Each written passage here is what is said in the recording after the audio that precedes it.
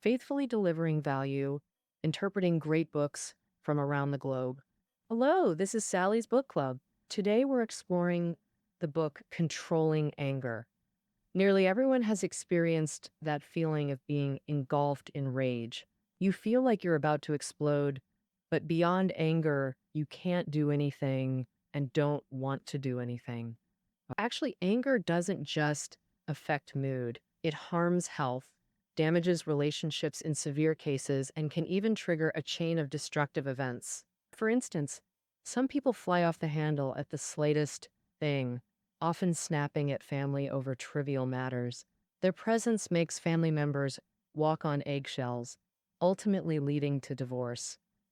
Others face frustrations at work, clearly furious but unable to vent publicly. They bottle it up until it hurts internally, lie awake fuming at night. Worse still, some drive to work, seething the next day, causing accidents, becoming rageaholics. This scenario isn't rare. So how do we control anger to feel less or even zero rage? That's exactly what today's book addresses. The author is renowned American psychologist Albert Ellis, called the father of rational emotive behavior therapy and pioneer of cognitive behavioral therapy.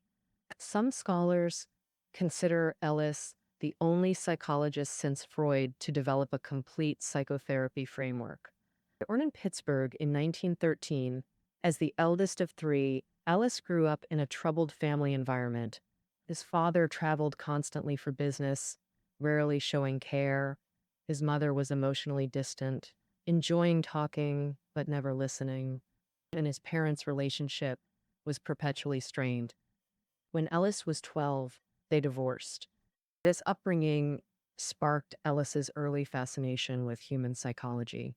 But initially, he dreamed not of psychology, but of becoming a great novelist. Alas, reality fell painfully short of his grand aspirations. By 28, none of his numerous writings had been published. Ironically, one article on sexuality not only gained attention, but made friends seek his expertise, treating him as a specialist. That's when Ellis realized he loved counseling psychology just as much as literature. So he pursued psychology at Columbia University, later founding the acclaimed rational emotive behavior therapy. Today's book, Controlling Anger, explains how to use rational emotive behavior therapy to manage this destructive emotion. I'll unpack this book through three key questions. First, the common approaches we typically use to manage anger. Why are they problematic? Second, how to apply rational emotive behavior therapy to transform beliefs and control anger. Third, what specific techniques can effectively manage anger? Let's begin with the first question. Our usual anger management methods. Why are they ineffective? When discussing anger management, some might recall that saying, "I've heard all the wisdom, yet still live poorly." Indeed, we encounter countless anger control methods, some contradictory. Some advise venting when furious. Others tell you not to vent, but to suppress it. Yet others suggest leaving the anger-triggering environment to calm down. But Ellis considers these approaches flawed because none truly resolve the core issue. Some methods might temporarily suppress rage, but they're not sustainable solutions. So early in the book, he first highlights three major anger management myths. Let's examine them one by one. First myth, venting controls anger. This view originates from Freud's psychoanalytic theory. Practitioners believe unexpressed anger accumulates over time, forming toxic energy. If bottled up anger isn't released, it causes illness or emotional turmoil. So psychoanalysts urge immediate expression to prevent self-harm from internalized rage. But Ellis argues venting not only fails to help, it may cause greater damage. On one hand, anger triggers internal mechanisms that damage arteries, potentially causing heart disease. On the other, whether expressed verbally or physically, the recipient won't remain passive. If they retaliate angrily, it often escalates into more rage and violence. The second myth, pausing helps when angry. One anger management technique suggests counting to 20 or taking a walk to diffuse rage. Ellis believes this approach isn't entirely without merit. It does help people calm down, preventing harm to self and others. But as a long-term anger management strategy, the pause method has two significant drawbacks. First, it makes you avoid emotional issues rather than learning truly effective emotion management techniques. Second, it leads you to evade the problem itself instead of solving it. Say you're arguing with your partner. If you just repeatedly pause and take walks, your anger might temporarily subside. But the core issue remains unresolved. The third myth is that insight into the past can control anger. Everyone's development is inevitably influenced by environment and past experiences. For example, witnessing child abuse, those with abuse histories react more angrily than those without. Thus, some therapists believe exploring past experiences helps identify current anger triggers. But Ellis argues this exploration might be fascinating and increase self-knowledge, yet only identifies causes. It doesn't stop the anger. He gives an analogy. Imagine hiring a tennis coach. The coach says, your grip angle is wrong and swing lacks flexibility. You spend months discovering you learned that grip from your sister. Your swing came from gym classmates. Does this improve your tennis? Of course not. That concludes why common anger control methods are flawed. So, what approach actually works? That brings us to the second question, the book's core focus. How to apply rational emotive behavior therapy to transform beliefs and control anger. First, let's understand REBT, also called the ABC model. In this theory, A represents the activating event, what happened.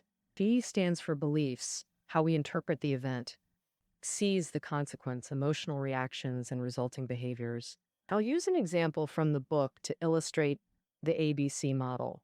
This example runs throughout the entire work.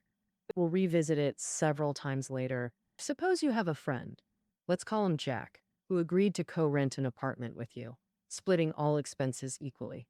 But on condition that you supervise the apartment renovation and furnish it. You agreed, invested significant effort renovating and buying furniture. Then Jack announces, I'm backing out. At that moment, you'd likely feel furious. Here, Jack agreeing then reneging is the A in ABC theory, the activating event. And your anger is the C, the consequential reaction. Simply put, you're angry because Jack flaked last minute. Seemingly justified, perfectly reasonable, and emotionally common. But Ellis argues we overlook a crucial variable between A and C, B, our belief system. Each person has their own belief system used to evaluate people and situations. Take Jack agreeing, then backing out. If your belief system labels Jack as untrustworthy and terrible, you'll inevitably rage. But if your belief system thinks Jack's reversal causes hassle, but finding another roommate isn't hard, other options might be better. Thus, Ellis concludes, our emotional response depends not on the event, but on event multiplied by belief. We can't change what actually happens, but we can change how we perceive events, our belief system. As Eleanor Roosevelt famously said, no one can make you feel inferior without your consent. This is REBT's core principle too. Your anger stems not from others or events, but from yourself, specifically your beliefs. Since beliefs determine anger, changing them becomes REBT's central mission. Ellis categorizes beliefs into two types, rational and irrational. Rational beliefs align with reality and help us feel content. Irrational beliefs distort reality, like absolutist thinking, overgeneralizing, or black and white viewpoints. These beliefs cause emotional distress. For example, unhappy sometimes, unhappy other times. That's rational. But I must feel happy every moment is irrational. Four irrational belief types easily trigger anger. First, what you did to me is awful. Second, I can't tolerate your irresponsible behavior. Third, you must not treat me this way. Fourth, you shouldn't do this, yet you did, so you're bad and deserve punishment.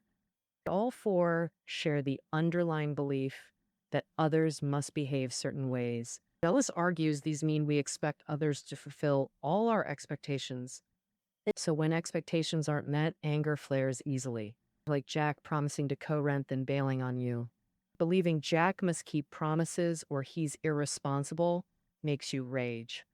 Thus, to control anger at its root, transform irrational beliefs into rational ones. How do we make this shift? I'll introduce two methods here. First, cognitive disputation, questioning ourselves to challenge irrational beliefs, using questions like why, how, in what way, what evidence. In Jack's case, you might think, Jack's terrible. This is unfair to me. Apply disputation by asking, why must Jack treat me fairly? This reveals a 50% chance Jack treats you fairly or not, meaning he doesn't have to. That builds a rational belief. It'd be nice if Jack treated me fairly, but he doesn't have to. This belief aligns with reality and prevents anger. That cognitive disputation example used why. Similarly, we can ask how, what evidence, etc. Through these questions, you'll discover many cherished beliefs are wishful thinking, not reality-based. Through disputation, you form more rational beliefs that reduce anger. If cognitive disputation feels complex or hard to start, the second belief transformation method adds "it would be best" before every should. For example, my boyfriend should spoil me 100%. Adding "it would be best" makes it would be best if my boyfriend spoiled me 100%.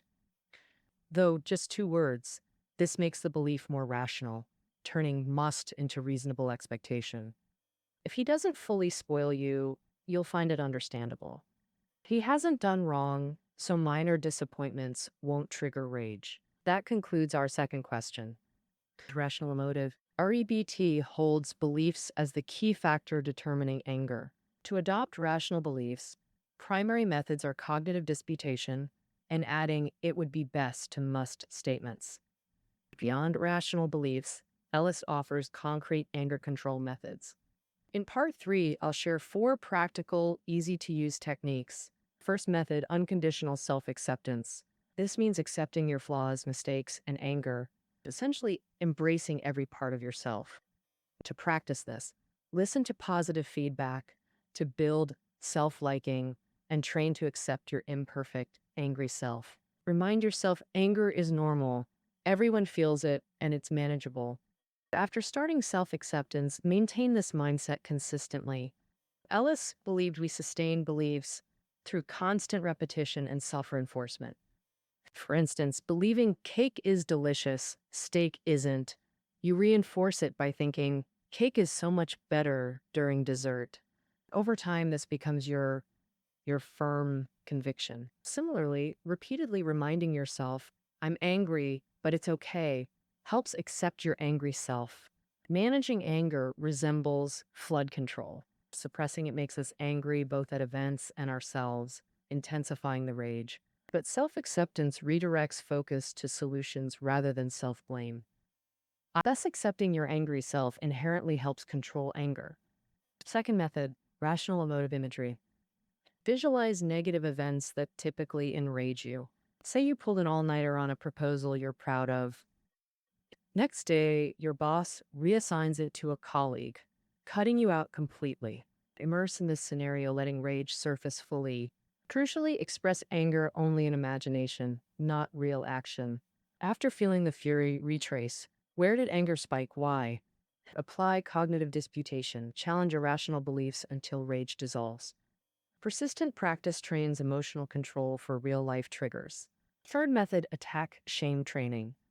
Ellis found anger often masks shame and embarrassment. Example, someone asks a question you can't answer. Admitting ignorance feels humiliating. You might snap angrily. What kind of question is that? This anger actually disguises shame, attacking the humiliation. The practice aims to reduce shame, thereby overcoming anger.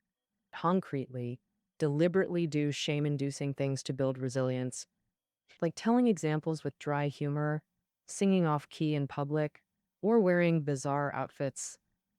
This method sounds odd, even outrageous, but doing them reveals these acts aren't as shameful as imagined. Others barely notice. With practice, shame naturally fades, taking anger with it. The fourth method, confidence training. Research shows confidence significantly reduces anger. Believing you can conquer work challenges prevents rage when your boss assigns the toughest tasks. Ellis proposed concrete confidence building techniques. I'll focus on three, similar to shame dash attack exercises, but targeting anger rooted in insecurity. Confidence training specifically addresses anger stemming from low self confidence. First confidence building method, take calculated risks. Brainstorm things you feared doing: public speaking, bungee jumping, confessing to a crush. Attempting them, success or failure, builds confidence. Second method, intentionally admit failures to others, like failing an exam or botching a promotion opportunity. Third method, confront others. Much anger stems from avoided confrontations, so stand up for yourself. Deliberately practice defiance. Essentially, these challenge the unfamiliar, showing you, wait, I can do this? This I can feeling builds confidence. More self affirmation means less anger. So, those are the four specific methods for controlling anger: unconditional self acceptance, rational emotive imagery, shame attack training, and confidence training. Combined with belief transformation, they work on cognitive, emotional, and behavioral levels to achieve anger control. All right, that wraps up our discussion on the book Controlling Anger for you. We've learned that venting strategies, pausing tactics, and insight into the past can't truly control anger when we feel enraged.